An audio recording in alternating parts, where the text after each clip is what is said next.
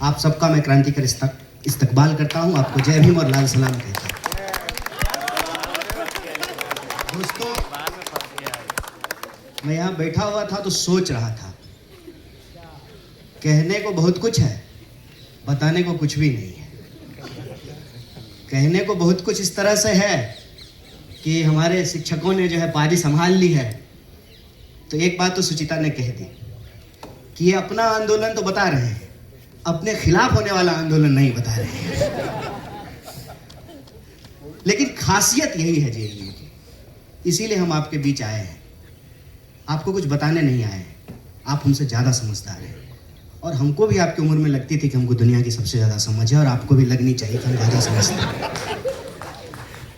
हम बस इस सॉलिडेरिटी मीटिंग में इसलिए आए हैं कि हमारे लिए कोई करके गया और आप अपनी आने वाली पीढ़ी के लिए कर रहे हैं। जेएनयू एक सिलसिला है। अगर हम समझते हैं कि जेएनयू एक विश्वविद्यालय है तो शायद हम जेएनयू को नहीं समझ पा रहे हैं। जेएनयू एक स्पिरिट है। जेएनयू नाउम्मीदी के इस दौर में एक उम्मीद है, इसलिए हम आपके बीच में आए। और इसमें कोई दो राय नहीं है कि आप जीत जाएंगे। ये जो चारों ऑफिस बेरर हैं हमारे कॉमरेड, आप जीतेंगे। आप नहीं जीतेंगे, फिर जेएनयू जीतेगा। बस मैं आपसे 2-3 बात कहूंगा। पहला तो ये कि अभी कॉमरेड रोहित ने रजत दत्ता को याद किया। हम लोग यूनिवर्सिटी हड़ताल किए थे और ये जो जेएनयू एडमिन के सामने टी पॉइंट है, वहाँ पे हमने उनकी गाड़ी रोक दी। सर दोपहरी में जो है जा रहे थे, मस्ट भी डायबिटीज़ पेशेंट रहे होंगे। बहुत तेज उनको गुस्सा आया। बोले तुम लोग यूनिवर्सिटी क्यों बंद किए हो? बोले कि अपने अधिकार के लिए बंद किए हैं, पूरे एटीट्यूड में। बोले कि क्या क्या नाम है? बोले शौक से लिख लीजिए। वो सीधा वाइस चांसलर के पास गए, बाय नेम कंप्लेन कर दिया। सब जो है संगठन से 2-2 लोगों को फाइन हो गया। देखिए, समझदार वाइस चांसलर और मूर्ख वाइस चांसलर में क्या फर्क होता है, ये हम आपको बताते हैं। समझदार वाइस चांसलर जो है वो ये जानता है कि किसी भी स्थिति में भद हमारी पिटनी है, तो इज्जत बचा लेते हैं। उस वक्त के वाइस चांसलर बहुत समझदार थे। शिक्षक को समझाया, कंप्लेन किया, फाइन किया, और जब एडमिशन लेने के लिए दोबारा रजिस्ट्रेशन के लिए गए तो एडमिशन बोला कि फाइन दो। बोले फाइन तो नहीं देंगे, माफी मांग लेंगे। तो बताइए सावरकर और भगत सिंह में क्या फर्क रहेगा? यही तो फर्क है। इसीलिए हमने कहा कि जेएनयू एक सिलसिला का नाम है। तो जो है वाइस चांसलर कहा ठीक है, किसी को बताना मत, फाइन हम भर देते हैं। एक तो जो टीचर यहां साथ खड़े हैं, हमारी लड़ाई में हमेशा खड़े रहे, हम इनके खिलाफ भी लड़े हैं। दूसरा कि वही टीचर जिनके खिलाफ हम लड़ते हैं, जो हमको सिखाते हैं, वही सिखाते हैं कि लड़ो, सच के लिए लड़ो, न्याय के लिए लड़ो। और आजकल एक वर्ड बहुत मीडिया में चलता है ना, सनातन। क्या है सनातन? संघर्ष ही सनातन है। जब से यह सृष्टि बनी है, जब तक यह सृष्टि रहेगी, अगर कुछ सनातन है तो संघर्ष है। इसलिए संघर्ष करने से कभी मत घबराइएगा, चाहे उसका परिणाम कुछ भी हो। और जब हम जेल गए तो सबसे ज्यादा मुखर वॉइस के तौर पे अगर कोई लड़ रहा था तो रजत दत्ता लड़ रहे थे। यहां से हम उनको याद कर रहे हैं। इसीलिए हमने कहा कि जेएनयू एक सिलसिला है, और उस सिलसिले में हमको 2-3 बात समझनी है। ये कोई नई बात नहीं है। हम लोग यहाँ कुछ हजार लोग बातचीत कर रहे हैं, और ब्रह्मपुत्रा के सामने लाल बेंच पे बैठ करके 3-4 लोग कह रहेगा ये वामपंथियन सब जो है ना, इनको कोई काम नहीं है। भाई अब तो मैं कांग्रेस में हूं। तो ये ना हमेशा होता है, कुछ लोग लड़ते हैं, कुछ लोग उस लड़ाई का फल खाते हैं, और कुछ लोग फल खाने के बाद भी उसका मजाक उड़ाते रहते हैं। इसकी परवाह मत कीजिए, लड़ते रहिए। और कोई बाहर मुझे पूछता है, मेरी अंग्रेजी बहुत अच्छी है, बहुत शानदार है, इतनी अच्छी है कि मैं आज तक उसको बोलने का हिम्मत नहीं जुटा पाया। और जेएनयू से मेरा जो कहिए एक ना लव हेट रिलेशनशिप है, मोहब्बत भी इतनी भी है और गुस्सा भी कभी कभी बहुत आता है। हम बताते हैं 18 में पीएचडी करके हम पहली बार किसी पब्लिक इवेंट में आए, 8 साल के बाद पहली बार आए। और वो इसलिए आए हैं कि हमको लगा ये जेडीयू में आज तक हुआ ही नहीं, सरकार हमारे खिलाफ होती है। एडमिनिस्ट्रेशन का एक हिस्सा हमेशा स्टूडेंट मूवमेंट के साथ होता है, क्योंकि जेएनयू का एडमिनिस्ट्रेशन कोई बाहर से आकर के नहीं बनता है, जेएनयू के ही टीचर और जेएनयू के ही कर्मचारियों से बनता है। तो जब हम जेएनयू बोलते हैं तो ये सिर्फ विद्यार्थियों का नहीं, विद्यार्थियों का, कर्मचारियों का, शिक्षकों का, पेड़ों का, पौधों का, पहाड़ों का, लाइब्रेरी का, क्लासरूमों का जेएनयू है। और यह जो मानसिकता है ना आज जो हमारे ऊपर थोपी जा रही है कि देश अलग है, देशवासी अलग है, एडमिनिस्ट्रेशन अलग है, स्टूडेंट अलग है, ये जो मानसिकता है इसी को कहते हैं गुलाम मानसिकता। और हमको नागरिक से लगातार गुलाम बनाने की कोशिश की जा रही है। जब हम ऊपर से जाते रहते हैं कभी कभी तो जेएनयू में आज भी सबसे ऊंची कोई चीज दिखती है तो वो लाइब्रेरी दिखती है, और मन में एक सुकून रहता है कि चलिए आज भी जेएनयू का एडमिनिस्ट्रेटिव बिल्डिंग लाइब्रेरी से छोटा है। जिस दिन एडमिनिस्ट्रेटिव बिल्डिंग लाइब्रेरी से बड़ा हो जाएगा उस दिन जेएनयू नहीं रहेगा, इस बात को याद रखिएगा।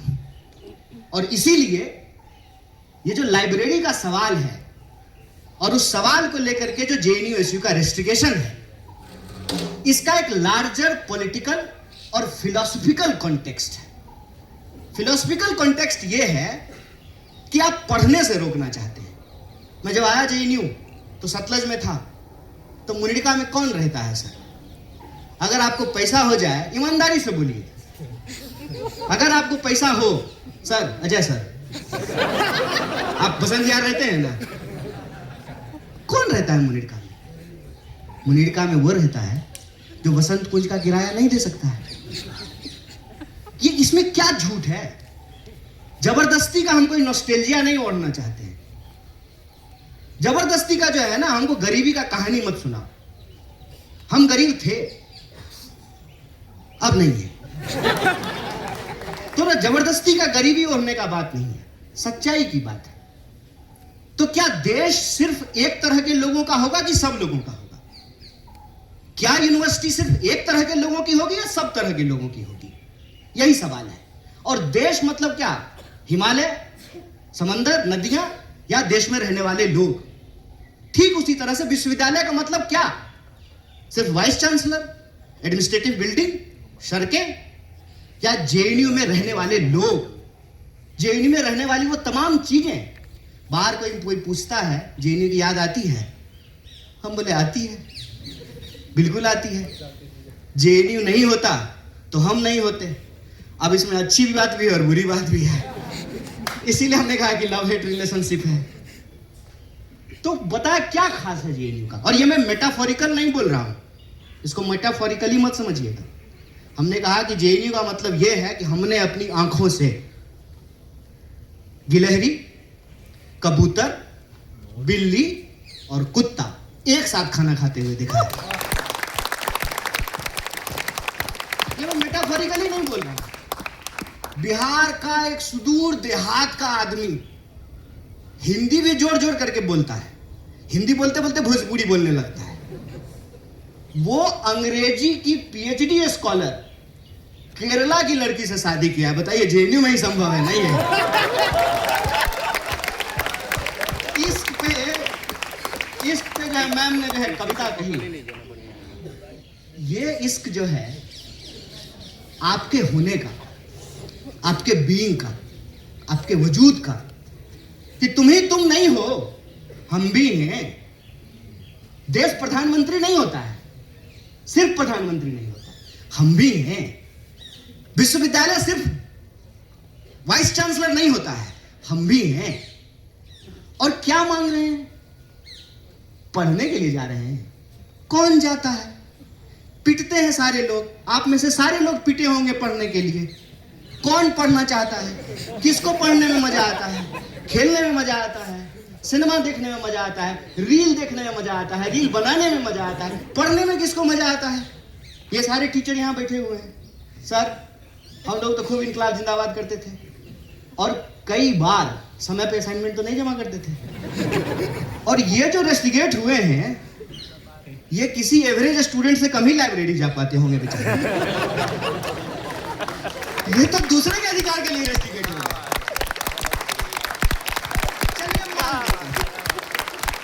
चलिए मान लेते हैं जगह कम है। अरे तो मई की दोपहरी में, जेठ की दोपहरी में ज्यादा से ज्यादा क्या करेगा? भात खा लिया है तो सो जाएगा लाइब्रेरी में, नाक बजाने लगेगा, बगल वाला उठा देगा, ए भाई आवाज कर रहे हो, और क्या ले लेगा? मुनीरका में कौन लोग रहता है? ये हमेशा से हम सुने हैं, इसीलिए बात हम बोल रहे हैं। ये पीछे किसी चाय की दुकान पे, लाइब्रेरी कैंटीन में, कहीं किसी हॉस्टल के सामने बैठ करके, ताप्ती के सामने, कहीं 5 लोग, क्या हो रहा है? अरे आए हैं कुछ लोग नेतागिरी छांटने, इनको कोई काम है क्या? और उनको बड़ा काम है, यहां से निकल करके पता नहीं क्या कर लिए हैं। हम सबको देख रहे हैं, सबको देख रहे हैं, ठीक है? तो ये हमेशा से बोलते हैं। वो क्या करते, मैं सत्तर रहता था, लोग पानी का ठंडा बोतल सब भर करके लेके चले जाते थे। कुछ लोग गेट पे खड़ा हो जाता था, ए हटाओ, निकालो पानी, तुम पानी पी जाओगे तो हम क्या पिएंगे? अरे तो तुम नहाओगे क्या कूलर के पानी से? एक बोतल कोई पानी भर करके चला गया है, क्या बिगड़ जाएगा? ये मानसिकता का सवाल है। और आपने अंग्रेजी में कहा ना फ्यूडलिज्म, तो मत इतना भारी जार्गन तो मैं इस्तेमाल नहीं करता हूं सर। हमको मिल गया, दूसरे को नहीं मिले, ठीक है? और कुछ लोग तो ये जन्म के आधार पे ले लेते हैं। बताइए, देखे एक वीडियो, एक महिला अपना जाति बता रही थी। हमने कहा दोस्त इसमें तेरा क्या रोल है? मम्मी पापा को थैंक यू बोलो ना। किसी के पैदा होने में, बताइए मेरे पैदा होने में मेरा क्या रोल है? अब उसके आधार पर मुझे कुछ मिल गया है तो ये गिनाने वाली बात है। और मजेदार बात जान लीजिए, सिर्फ इतने तक नहीं रुकते हैं, और दूर चले जाते हैं, कोई और महान चीज से अपने आप को जोड़ देते हैं। राम परशुराम, कोई ऋषि मुनि, पता नहीं कहां चले जाते हैं। अरे कुछ अपने लाइफ में भी तो पैदा कर लो, कुछ अपने जीवन में अचीवमेंट कर लो ताकि अपना परिचय बता सको। माना कि तुमने मेहनत करके जेएनयू में एडमिशन लिया, बहुत धन्यवाद, तुम्हारी काबिलियत, तुम्हारे मेरिट को सैल्यूट। तुम उतना ही मेरिटोरियस है जितना मेरिटोरियस देश के प्रधानमंत्री हैं, माना। और इतना मेरिटोरियस है कि इजराइल के प्रधानमंत्री को इंप्रेस करने के लिए डांस कर रहे हैं। हमने कहा देखिए यही ट्रेडिशन है। अब देखिए दो सिलसिला है, एक सिलसिला जेएनयू का सिलसिला है। यहां श्रीमती इंदिरा गांधी के बारे में बोला जा रहा था और हम चुपचाप सुन रहे थे। यह जेएनयू का सिलसिला है। और एक सिलसिला आदरणीय वाइस चांसलर, क्या नाम है उनका? अच्छा, शांति श्री। तो एक तो और तो कुछ समय के बाद से ना ऐसे वाइस चांसलर आ रहे हैं सर कि उनका नाम लेने के लिए डिक्शनरी खोलना पड़ेगा। तो एक उनका सिलसिला है, जेएनयू के विरोध का सिलसिला। ये आइडिया का लड़ाई है। उसमें क्या है ना कि प्रधानमंत्री डांस करते हैं इजराइल को इंप्रेस करने के लिए, वाइस चांसलर डांस कर रहे हैं प्रधानमंत्री को इंप्रेस करने के लिए। और क्या हो रहा है मुझे बता दीजिए तो जरा। एडमिनिस्ट्रेशन में लेटने का कंपटीशन है सर। ऐसा नहीं कि नॉर्मल झुक करके साष्टांग प्रणाम करना है, जमीन को चाट चाट करके कुआं खोद देना है वहां पे। तो एक जेएनयू की संघर्ष की परंपरा और एक ये सिलसिला है। एक जो है ना नमस्ते सदा वत्सले की परंपरा है कि संघर्ष मत करो, माँ बाप के कृपा से अपनी जाति गिना दो, कुल धर्म के नाम से जो है अपना धर्म गिना दो, दूसरे के कर्म को अपना कर्म बता करके अपना अधिकार सुनिश्चित कर लो। माना कि तुम बहुत मेरिटोरियस हो, हम भी थे, हमको कौन सा जो है फ्री में नंबर दे करके जेएनयू एडमिशन हो गया था। सर आप इंटरव्यू में थोड़ा भी मदद किए थे हमको। इंटरव्यू दे दिए तो कहते हैं पटनायक सर पहले क्यों नहीं बताया जी। बोले पहले बताते तो क्या होता। नहीं नहीं वैसे ही पूछ रहे हैं, वैसे इंटरव्यू तुम्हारा बहुत अच्छा गया है। बोले बहुत अच्छा टीचर है, इंटरव्यू के बाद कह रहे हैं। आप सभी तो मेरिटोरियस है ना, ये चारों जो जीत के आए हैं ये मेरिटोरियस नहीं है। ये भी तो आए हैं एडमिनिस्ट्रेशन का एग्जाम दे करके, ये भी तो एंट्रेंस निकाल करके आए हैं, ये भी तो पढ़ते हैं। इनको कौन से अनुकंपा पे एडमिशन हो गया है। तो हम प्रवेश कर गए हैं, ट्रेन में हमको जगह मिल गई है, दूसरे को नहीं बैठने देना है। ये वही मानसिकता है। किसी तरह से मेरिट नहीं भी हो, जात दिखा के धर्म दिखा करके पांव पकड़ करके सत्ता के सामने नतमस्तक हो करके कोई जगह पा लिए हैं, दूसरे को नहीं घुसने देना है। ये वही मानसिकता है। ये वही मानसिकता है जिसमें द्रोणाचार्य ने ये तय कर दिया कि अर्जुन को तो सिखाएंगे, एकलव्य को नहीं बताएंगे। ये वही मानसिकता है। और यही वो मानसिकता आपको रोज देखने को मिलेगी कि हम सतलज में आ गए हैं ना, हम मुनीरका में रहने वाले किसी गरीब आदमी को अपने वाटर कूलर से पानी नहीं पीने देंगे। हम जेएनयू में आ गए हैं, हम किसी और को लाइब्रेरी में नहीं पढ़ने देंगे। याद रखिएगा कि आप जेएनयू में ऐसे नहीं आ गए हैं, हम जेएनयू में ऐसे नहीं आ गए हैं। ऐसे ही नहीं जो है हम जेएनयू में एक दिन प्रेसिडेंट हो गए, और ऐसे ही नहीं जो है हमको सरकार पकड़ करके जेल में डाल दी। हमारे पीछे लोग लड़े थे, इसलिए कन्हैया कुमार बन करके यहां खड़े हैं। ये जेएनयू ऐसे नहीं बन गया है, कोई इसको बनाया है, कोई इसके लिए लड़ा है। तो मैं जेएनयू के स्टूडेंट से सिर्फ इतना बात कहता हूं, रे भाई नमक हराम मत हो, तुम्हारे लिए कोई लड़ा था, तुम भी आने वाले लोगों के लिए लड़ो। और आज ना ये शुरुआत है, ये वाटर टेस्टिंग है, इस बात को याद रखना। हमेशा भाग जाना आसान होता है। जब क्रैकडाउन हुआ था, मैं ज्यादा नॉस्टैल्जिक दुनिया में नहीं जाना चाहता हूं, क्या कहानी गिनाता रहूंगा। आज की लड़ाई है, नया सवाल है, और बहुत सारी चीजें बदल गई हैं। मुझे यहीं आकर के बहुत कुछ अजीब लग रहा है। जैसे कि पानी जब मिला पीने के लिए, हमने कहा कि भाई स्टूडेंट यूनियन के प्रोग्राम में आजकल बिस्लरी का बोतल मिलता है, उसके बाद चाय मिला, उसके बाद इनको भी मिल रहा था। हम बोले तो गजब है। और आप जितने लोग सामने बैठे हैं, मैं बमुश्किल किसी को जानता हूं।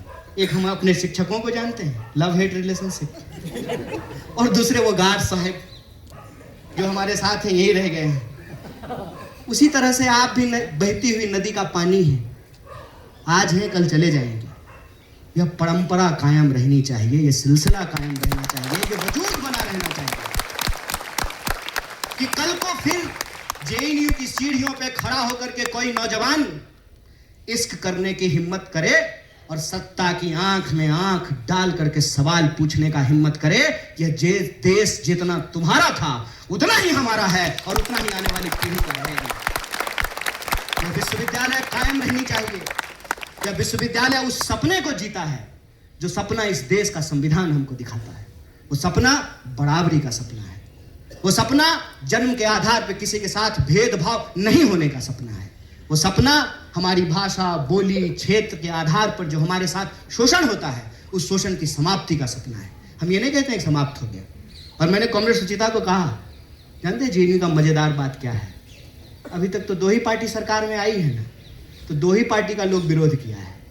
फर्ज कीजिए कल को अगर कम्युनिस्ट पार्टी की सरकार बन जाती ना, तब जेएनयू उस सरकार के खिलाफ लड़ रहा होता। मैं ये बात दावे से कह सकता हूं, मैं दावे से ये बात कहता हूं। और क्यों मैं ये बात कहता हूं, जब 2011 में मेरा एडमिशन हुआ सर, 12 में जो है चुनाव हुआ, सुचिता प्रेसिडेंट बनी, हमारी प्रेसिडेंट बनी थी, हम लोग एक दूसरे के खिलाफ लड़ रहे थे। 18 में जब हम पीएचडी सबमिट करके निकल रहे थे, तो बालाजी प्रेसिडेंट बना था। उसके बाद जो आपस में लड़ते थे, आपस में जो है एक साथ यूनियन बना लिए हैं। बताइए, आयशा और एसएफआई मिल करके चुनाव लड़ रहा है। जिन्होंने ये बात नहीं देखा, उनको तो आइडिया ही नहीं है फिर कि फ्री थिंकर क्या हुआ करता था। और हमारा एक बहुत ही बेहतरीन जो है अध्यक्ष हुआ करता था। बड़ी मुश्किल से वो बेचारा आकर के यहाँ हिंदी बोलना सीखा। हम लोग तमिल नहीं सीखे, वो हिंदी सीख गया। वो अपने भाषण में बोला था एक बात जा करके, और मुझे आज तक वो बात याद है। बोला, इधर आकर के लोग बोलता है हम असली लाल है, हम गाना लाल है, ये स्टूडेंट यूनियन है कि एशियन पेंट की दुकान है।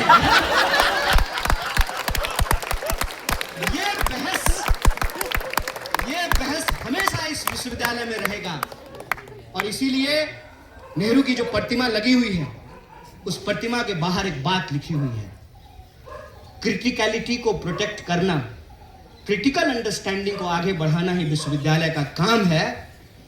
हो सकती है कि इसमें बहुत सारी कमियां हो, लेकिन हमको इस बात का गर्व है कि इस देश में बखूबी कोई विश्वविद्यालय अगर इस भूमिका को निभा रहा है तो उसका नाम जेएनयू है। इसीलिए जब हम कहते हैं वी आर जेएनयू तो हम गर्व महसूस करते हैं। होगी नाराजगी, होगा गुस्सा, लेकिन जब कहते हैं वी आर जेएनयू तो उस रिश्ते से, उस सिलसिले से, उस ट्रेडिशन से जो है एक नाता बन जाता है। और जब उस पर कोई आंच आती है ना, तो सारी बाधाओं को छोड़ करके मन करता है कि भाग करके वहां जाएं और हवा में लहराती हुई मुट्ठियों को तान करके कहें कि जेएनयू खरा था, खरा है और खरा रहेगा। ये इसलिए खरा रहेगा कि कल को फिर से काला हांडी से खाया हुआ कोई नौजवान जिसको ना हिंदी आती है ना अंग्रेजी आती है, उसको उड़िया बोलते हुए अफसोस नहीं हो। एक बिहार के किसी देहात से आया हुआ नौजवान, नॉर्थ ईस्ट से आया हुआ नौजवान, कश्मीर से आया हुआ कोई नौजवान, केरल से आया हुआ कोई, वो तो हम हैं ही सर, तो ना नहीं young sir, age is number, young is feeling. तो हम ये कह रहे हैं कि वो सिलसिला कायम रहना चाहिए। और ये जो पूरा का पूरा मसला है लाइब्रेरी का, इसको यूं समझ लीजिए कि ये ना वाटर टेस्टिंग है। इसको ये मत समझिए कि फेस रिकॉग्निशन, ये सब डिवाइड करने का कोशिश है। सर्विलांस, सिक्योरिटी, अरे कौन सा वहां परमाणु बम रखा हुआ कि कोई चुरा करके चला जाएगा, फॉर्मूला रखा हुआ है। वो तिरंगा सिनेमा में एक नहीं था कि हमने जो है सर्किट निकाल लिया है, फ्यूज कंडक्टर, कौन सा फ्यूज कंडक्टर वहां रखा हुआ है? कौन किताब चुराता है? किताब ही तो सर एक ऐसी चीज है, कोई चुराता नहीं है, आप कहीं छोड़ करके चले जाइए। तो लाइब्रेरी रोक रहा है, ये अभी लाइब्रेरी रोक रहे हैं। असल बात मैं बार बार जो कहता हूं, देखिए हम लोग एक बड़े नाटक का छोटा सा पात्र है, बहुत छोटा सा। Privatisation of profit, socialisation of loss, monopoly of power. और ये जो एप्स्टीन में निकल करके सामने आ रहा है ना, ये इसकी हकीकत कि दुनिया भर के चोर जो हैं ये एक है, ये इकट्ठा है और चारागाह बना लेना चाहते हैं दुनिया को। और विश्वविद्यालय उनके आंखों में खटकता है, क्योंकि विश्वविद्यालय आपको सवाल पूछने के लिए सिखाता है, विश्वविद्यालय आपको क्वेश्चन करने के लिए सिखाता है।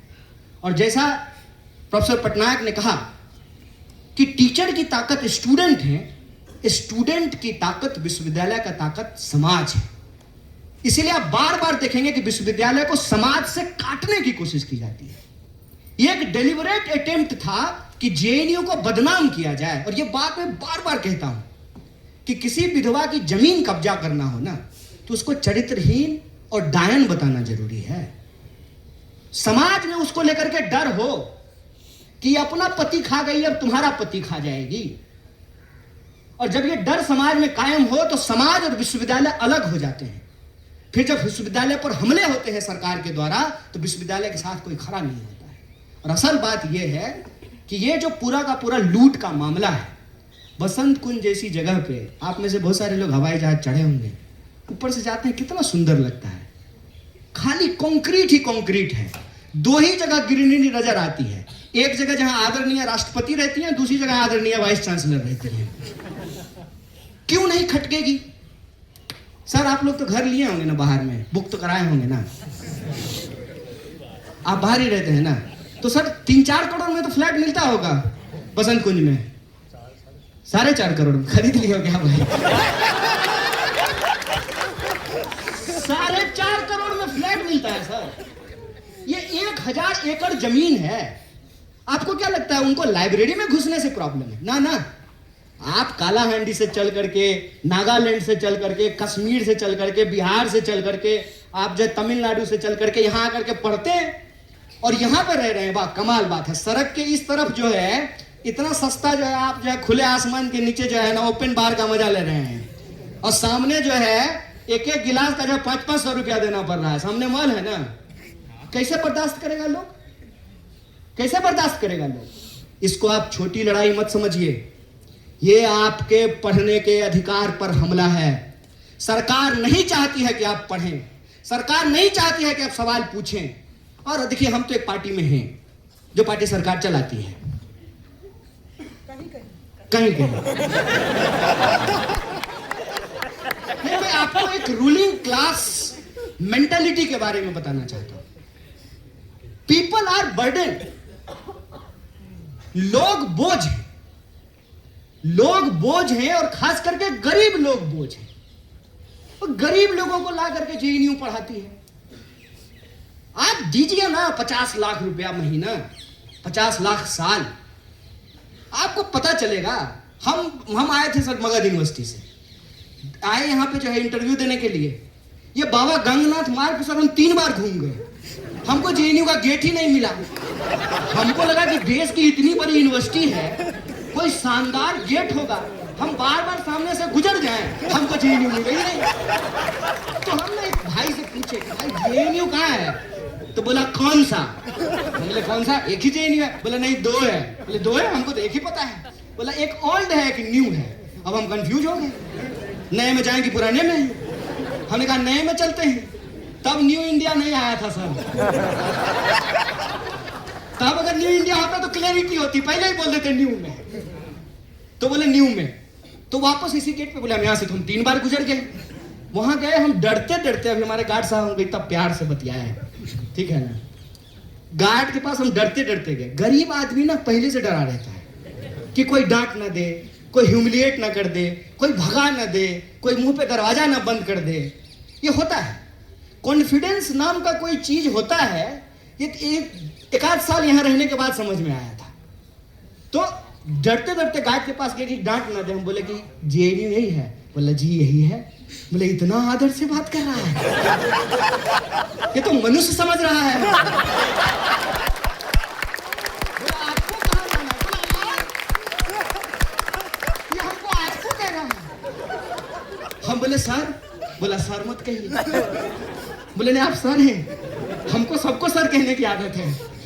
बोला कि यही जेएनयू है, कहाँ जाना है? हम बोले इंटरव्यू है हमारा। हम इंटरव्यू देने ऐसे आए थे जैसे एमआर का नौकरी करने के लिए आए हैं। बढ़िया टक करके पेंट में सर शर्ट पहन करके आए थे, हवाई शर्ट पहन करके। तो उन्होंने एक आदमी को रोका, वो सीनियर रहे होंगे। बोला कि इनको जरा छोड़ दीजिएगा एड ब्लॉक। हम पीछे बैठ गए। हम उसको बोले कि किराया भी लीजिएगा क्या? बोला नहीं भाई किराया नहीं लेंगे, हम भी यहीं पढ़ते हैं। हो गया एडमिशन। पहला दिन क्लास में गए, प्रोफेसर मालाकार थे, आए क्लास में। वो आए, हम खड़े हो गए, बाकी सब बैठा हुआ था। बोले खड़े क्यों हो गए? हम बोले सर आप आए हैं क्लास में इसलिए खड़े हो गए। तो बोले कि इसमें हमने ऐसा क्या कर लिया कि तुम खड़े हो रहे हो हमको देख के? हमने कहा सर आप टीचर हैं। तो बोला कल तुम भी हो जाओगे। हम बोले हाँ बात तो ठीक है, एक टीचर होने ही तो आए हैं। बोले कि मेरी पीएचडी हो गई, तुम्हारी पीएचडी हो जाएगी, हमारे तुम्हारे में क्या फर्क है? फिर हमारा कॉन्फिडेंस इतना, वैसे सर हम सिगरेट नहीं पीते हैं, हमारा कॉन्फिडेंस इतना था कि हम पटनायक सर के पॉकेट से सिगरेट निकाल लेते थे। फर्क देखिए, कैसे आए थे और कैसे बन गए। क्या सर? और झूठ बोल रहे हैं, खाली केला खाली तो नहीं गए थे इनके घर में, 20 दिन जेल में थे, बड़ी जोर से तलब हो गई थी। तो मैंने सोचा कि सर के पास आता हूं, पीढ़ी का सिगरेट मिलेगा। ये फर्क है, ये मैं अपनी आप बीती आपको बता रहा हूं, और ये मैं पहली बार पब्लिक में बोला। तो और जेल जो है, जेल का मजेदार बात, सब 83 की बात बोल रहे थे। मैं जेल में गया, मुझे बहुत दिन के बाद चैन मिला था सर। इतना दुखी मत होइए कोई अगर जेल में जाए तो, खुश होइए। पता है क्यों? क्योंकि एक असली बात कोई नहीं बताएगा। इनमें से अगर कोई भी जेल में चला जाए ना, संघर्ष कीजिए लेकिन दुखी मत होइएगा। क्यों? क्योंकि जब आप सुबह 2 बजे अपने स्टूडेंट यूनियन के लीडर को, लीडर तो मत ही बोलिए, बेचारे वर्कर हैं, प्यून हैं वो आपके, फोन करके जब कहते हैं ना कि हाँ जी रिजर्वेशन काउंटर सुबह कितने बजे खोलेगा। अरे तुम रेलवे इंक्वायरी है। मतलब स्टूडेंट यूनियन का मतलब परमानेंट 24/7 पानी नहीं आ रहा है। स्टूडेंट यूनियन को फोन करो और नहीं अगर फोन उठाए आना अगली बार वोट मांगने के लिए। ये जो कॉन्फिडेंस है ना आपका, यही नागरिक होने का बोध है।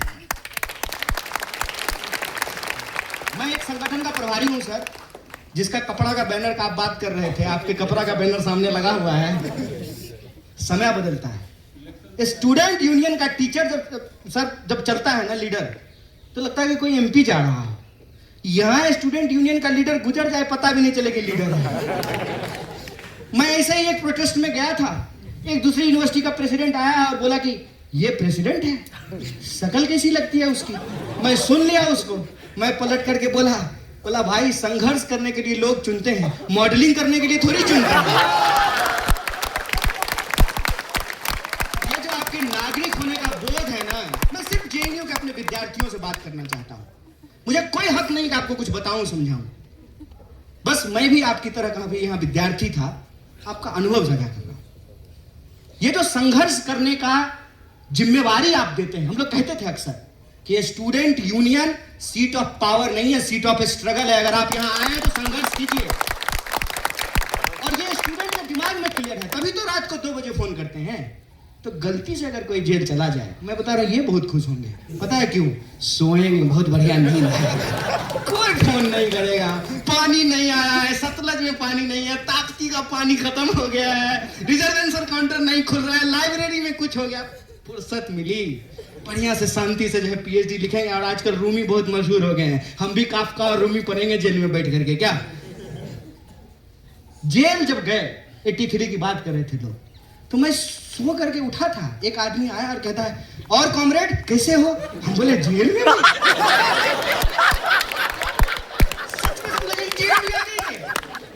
वो आदमी आया, बोला कि अरे घबराओ नहीं। बोले नहीं घबरा तो नहीं रहे, घबराना होता तो जेल में थोड़ी होते, घबराना होता तब थोड़ी जेल में होते। घबरा गए तब कहां, घबरा गए तो सरकार में होते, जेल में थोड़ी होते। तो जो है वो आया, बोला कि अरे हम भी आए थे यहाँ पे, तुम्हारे जो है ना टीचर मालाकार और पटनायक, उन लोगों के साथ हम भी आए थे। बोले आप क्या करने आए थे? अरे सेनेडाई हुआ था, लोगों को जेल भेज दिया गया था, हम भी आए थे जेल में। तो हम बोले अभी क्या है? बोले अभी हम जेल कमिश्नर हैं, पूरा जेल हमारे ही अंदर है। मैं ऐसे ही नहीं बोल रहा हूं कि जिनको लगता है कि जेएनयू यूनिवर्सिटी है वो जेएनयू को नहीं जानते हैं। जेएनयू का इतिहास, मुंह जवानी जेएनयू के एक एक ईंटों पर दर्ज है, एक एक क्लासरूम के बेंचों पर दर्ज है। और जो लोग यहां आए, उनका सौभाग्य, वो उनकी जिंदगी के सबसे बेहतरीन दिनों में से एक है। इसीलिए प्यार और रंज, हिट कि इतना कुछ कर लेने के बाद भी, हाँ, सबसे ज्यादा क्रिटिसिज्म अगर कहीं से हो सकता है तो जेएनयू से ही होता है। और इसके लिए मुझे आपसे कोई शिकायत नहीं है, मैं आपको सैल्यूट करना चाहता हूं। आप अपने स्पिरिट को इसी तरीके से कायम रखिए। देश में एक यूनिवर्सिटी तो ऐसी है जो आज भी लोगों की रीढ़ की हड्डी को सीधा करता है, जो सत्ता के आंख में आंख डाल करके सवाल पूछता है, जो कहता है कि नहीं मानेंगे, तुम जो चूरन बेचोगे ना वो नहीं खरीदेंगे। क्या चूरन बेच रहे हो? सिक्योरिटी का। अच्छा, यहां लोग जो है बॉर्डर घुस जा रहे हैं बंदूक लेकर के। कहां घुस आए थे? पहलगाम में, और तुम लाइब्रेरी बचा रहे हो। कमाल बात है। ये जो चूरन बेच रहे हो, ये नहीं होता कि मॉल में आप सामान खरीदने के लिए जाइए, सामान खरीद लीजिए, कहेगा कि छुट्टा नहीं है, चॉकलेट खा लीजिए। नहीं खाना है मुझे चॉकलेट। यही तो जेएनयू का एटीट्यूड है ना, तुम जो दोगे नहीं लेंगे, और जो हमको लेना होगा वो छीन करके लेंगे। यही तो है ना। तुम कह रहे हो कि भैया फेशियल रिकॉग्निशन नहीं लेंगे, चंदा लेंगे बारकोड से। आप लोगों ने कॉन्ट्राडिक्शन पकड़ा सर। डायलेक्टिक्स पढ़ाए हैं आप लोग। डायलेक्टिक्स देखे, बोला कि जो है फेशियल रिकॉग्निशन नहीं मानेंगे, लेकिन चंदा आप क्यूआर का कोड से लेंगे। तुम्हारे हिसाब का डिजिटल इंडिया नहीं चलेगा, हमारे हिसाब का डिजिटल इंडिया चलेगा। हम एआई बनाए हैं, एआई को हमको नहीं बनाने देंगे। इस बात को याद रखना। यही फर्क है जेएनयू में और देश के दूसरे विश्वविद्यालयों में, कि हमको जो चाहिए वो लेंगे। और मैं आपको एक आंदोलन की याद दिला देना चाहता हूं। वाईफाई को लेकर के हम लोग संघर्ष किए सर, और वाईफाई को लेकर के मैं 3 पोजीशन बताता हूं मेरे 7 साल के जेएनयू के अनुभव में। जब आ रहा था, कंप्यूटर हंस रही है सुचिता, बहुत जबरदस्त विरोध हुआ। मशीन आएगा, रोजगार चला जाएगा, इसीलिए जो है कंप्यूटर नहीं आना चाहिए। उसके बाद जेआरएफ आया, लड़ करके जेआरएफ का पैसा बढ़ा है। जेआरएफ का पैसा बढ़ते ही सर ब्रह्मपुत्रा में मोटरसाइकिल लगाने की जगह नहीं, और देखते देखते जो है डिलीवरी बॉय सुबह शाम ये मुगल दरबार वाला भी डिलीवरी करने लगा। रूम नंबर 107 ब्रह्मपुत्रा ओल्ड की एक्सटेंशन। समाज बदलता है, हम भी बदलते हैं। फर्क यह है कि हम बदलाव के खिलाफ नहीं हैं, लेकिन बदलाव हमारी शर्तों पर होगा। हम विकास के खिलाफ नहीं हैं, लेकिन विकास हमारी शर्तों पर होगा। बदलाव के नाम पर तुम अगर मेरे ऊपर कुछ थोपना चाहते हो, और यूनिवर्सिटी का जो बुनियादी कैरेक्टर है कि ये एक्सक्लूजनरी नहीं होगा, इंक्लूसिव होगा। बताइए अगर ऐसी यूनिवर्सिटी होती कि बंबू गेट लगा होता, जैसे टोल गेट पे लगा होता है, तब तो हम नहीं दे पाते इंटरव्यू। हमको गेट ही नहीं मिल रहा था, और गेट पे अगर गलती से पहुंच भी जाते, गार्ड जोर से हप कर देते तो लौट के चले जाते। कौन पढ़ेगा। हम बीएचयू में मेरा एडमिशन हुआ, मैं आपको बता देता हूं, बीएचयू में मेरा एडमिशन हुआ, हम बीएचयू में एडमिशन ही नहीं लिए। इतना भव्य विश्वविद्यालय था ना सर, हमको लगा इतना दूर घर से यहां रहेंगे कैसे। इतना भव्य, भव्यता से दिक्कत नहीं है, बनाइए ना भव्य। इस लाइब्रेरी को इतना और ऊंचा बना दीजिए, या इतनी ही एक और बिल्डिंग कोशिश कर दीजिए। अरे आपसे ज्यादा तो मिडिवल टाइम का शासक लोग ज्यादा समझदार था। एक कुतुब मीनार बना लिया था, उसके बगल में दूसरा कुतुब मीनार बनाने का कोशिश कर रहा था, है कि नहीं। इतने साल के बाद सर 70 में यूनिवर्सिटी बनी, 69 में, तब से लेकर के अब तक एक और बिल्डिंग बना लीजिए ना बगल में, और देख लीजिए जो बैठने की जगह की कोई कमी नहीं होगी। कौन कहता है कि हम बदलाव के खिलाफ हैं? बदलाव के खिलाफ कोई हो सकता है? कोई नहीं हो सकता है। कौन विकास के खिलाफ है? नहीं है। लेकिन आप बदलाव किसकी शर्तों पे करना चाहते हैं? यूनिवर्सिटी का बेसिक कैरेक्टर क्या है? यूनिवर्सिटी का बेसिक कैरेक्टर अगर इंक्लूसिव है तो हम बदलाव के खिलाफ नहीं है। यूनिवर्सिटी का बेसिक कैरेक्टर अगर एक्सक्लूसिव है तब हम बदलाव के खिलाफ होंगे, क्योंकि वो बदलाव हमारे लिए नहीं है। वो बदलाव फिर प्रधानमंत्री का विकास मतलब देश का विकास ना भैया। प्रधानमंत्री का विकास मतलब देश का विकास नहीं होता है। प्रधानमंत्री के चढ़ने के लिए 8,500 करोड़ का हवाई जहाज है, इसका मतलब इस देश के तमाम लोगों को चढ़ने के लिए 8,500 करोड़ का हवाई जहाज नहीं है। रेलवे में लोगों को टिकट नहीं मिलता है, भूख से लोग मर रहे हैं, सांप काटने से लोग मर जा रहे हैं, और 5 ट्रिलियन की इकोनॉमी बनी है। यहां बैठे हुए इकोनॉमिस्ट इतने बड़े रोहित दलाल, 5 ट्रिलियन की इकोनॉमी है। अब 5 किलो अनाज लेने के लिए 80 करोड़ लाइन में लगे हुए हैं। बताइए देश इतना मजबूत हो गया कि 80 करोड़ लोग कौन है जो 5 किलो अनाज लेने के लिए लाइनों में लगे हुए हैं। सर तुम कहते हो, ये आखिरी बात में बोल रहा हूं, तुम कहते हो कि जेएनयू धर्मशाला बना दें। मेरा एक जिगरी संगी दोस्त है, ये कंफ्यूज मत होना भाई। विचारधारा के आधार पर संबंध नहीं बनते हैं। विचारधारा रहते हैं, विरोध भी रहता है, सहमति रहती है, असहमति रहती है। ये क्या लगता है ये लोग आपस में नहीं लड़े हैं? खूब लड़े हैं। और आप लोग आपस में नहीं लड़ेंगे? लड़ेंगे। सह अस्तित्व में जीवन है। तो मेरा एक संगी दोस्त था, उससे मुझे बहस करने में बहुत मजा आता है। तो सतलज गेट पे जो है खा करके हम लोग स्पेशल डिनर के पास आ जाते थे, एकदम टहलते टहलते। बहुत समय था ना, उस समय इंस्टाग्राम था नहीं और रील बनाने आता नहीं था, और वाईफाई भी नहीं था सर हॉस्टल में। और वाईफाई को लेकर के जो है तो संघर्ष भी नहीं हुआ था, तब तो कंप्यूटर का ही विरोध हो रहा था। बाद में वाईफाई फ्री हो गया, सब लोग अपना लैपटॉप खरीद लिए, जेआरएफ मिल गया, बाइक खरीद लिए, आजकल अपने कमरों में रहते हैं। हेलो सर चैट पे ही होता है। सतलज से ब्रह्मपुत्रा जब गए तो चाय जाना है यादव जी की दुकान पे पीने के लिए, तो फेसबुक पे इनबॉक्स करता था, चाय पीने चलोगे? बोले इतने में तो खटखटा के कह दोगे ना बगल वाले कमरे में, ये चैट पे बोलने का क्या जरूरत है? आजकल पर्चा भी सर व्हाट्सएप पे लिखा जाता होगा, आई गेस प्रेसिडेंट बताएंगे क्या, है ना? बहुत अच्छी बात है। तो संगी मेरा जिगरी दोस्त है। संगी जिगरी दोस्त कहता था तुम लोग बहुत खराब लोग हो। हमने क्या? तुम लोग वामपंथी लोगों का यही प्रॉब्लम है। क्या प्रॉब्लम है? ये बाहर के लोग आकर के जो यहाँ पानी ले जा रहे हैं और तुम इनको बढ़ावा दे रहे हो। जेएनयू धर्मशाला है क्या? हम बोले 5 मिनट पहले तुम हमको विधर्मी कह रहे थे। 5 मिनट पहले तुम हमको विधर्मी कह रहे थे और 5 मिनट बाद तुम हमको कह रहे हो जेएनयू धर्मशाला है। दोनों में से एक बात बोलो ना। या तो धर्म मानते हैं, धार्मिक लोग जो है रहते हैं जेएनयू में, या धर्म विरोधी लोग रहते हैं। भाई ये जेएनयू में पढ़ने वाले, ये जेएनयू एसयू, ये लोगों के पढ़ने के अधिकारों के लिए लड़ रहा है और तुम लोग कहते हो जेएनयू एसयू अय्याशी करता है। दोनों में से कोई एक ही बात होगा ना।